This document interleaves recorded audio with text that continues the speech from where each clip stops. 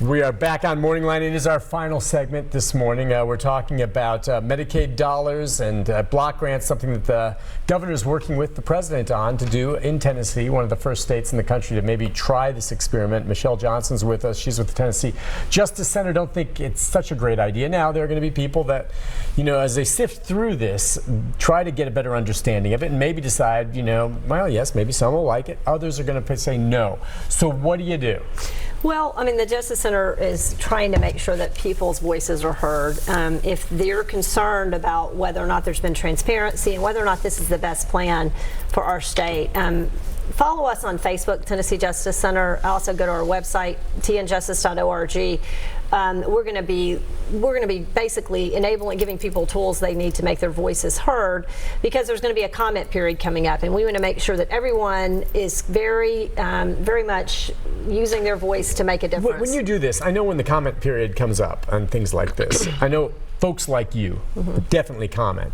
But honestly, does the average Joe or, you know, average Sally or whatever out there actually go on the website and comment? Well, they haven't previously, and that's... I mean, it's no knock on them. It's just, it's such complex. I don't, you know, yeah. I mean, I'm aware of it, I follow it, and I read it, but I don't comment, and part of the reason is maybe I'm not aware of it, or I don't really have a handle on how much it will affect me.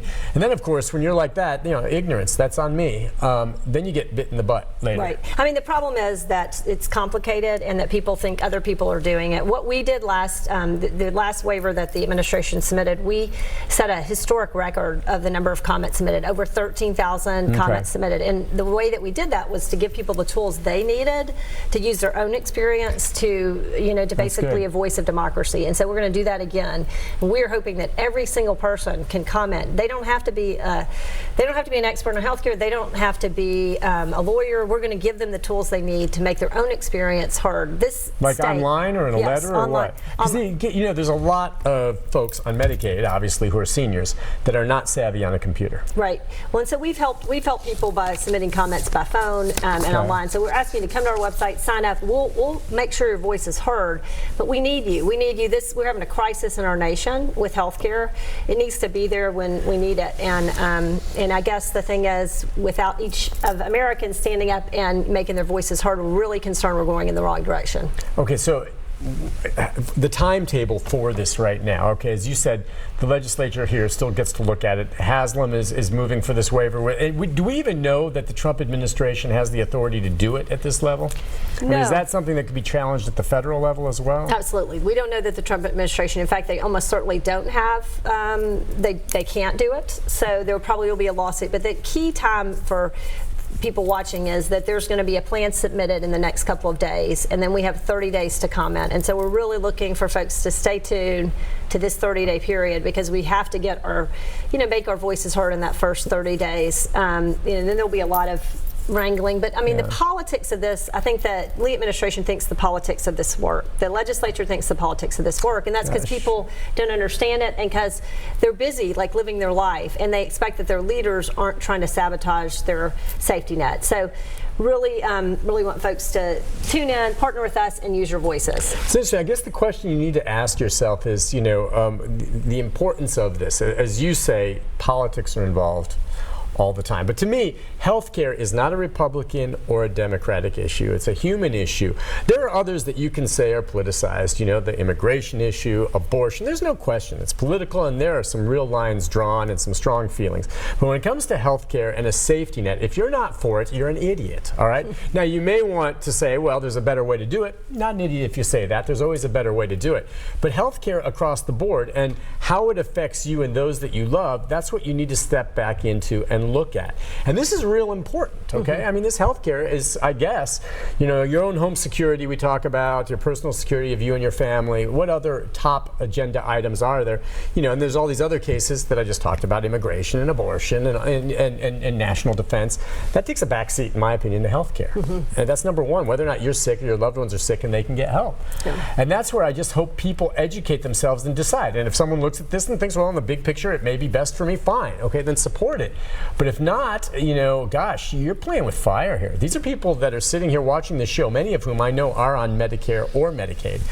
And you're gonna all of a sudden go in one day hoping and planning to get coverage, and you're not going to have it. And you're going to go home with that abscess, or you're going to go home without the pills you need for your high blood pressure, and you're going to suffer. Yeah, well, and it doesn't reflect our values. We are a state that believes in, basically our citizens. And so this is absolutely the opposite of what our values as Tennesseans are. My grandmother, before there was a partnership with Medicaid and Medicare, there was, the state suffered. My grandmother died of diabetes in her 50s. So the partnership is here because people should live beyond their 50s. And we are now facing like growing costs of insulin. I mean, it doesn't make sense. People shouldn't have to choose between medicine and food. Right, and that's what's happening right now? That's what's happening right now. People, okay, and how many uninsured are there in Tennessee right now, maybe? Children, perhaps, or, yes. Well, children, there's about 100,000 uninsured. Overall, there's about 600,000 uninsured.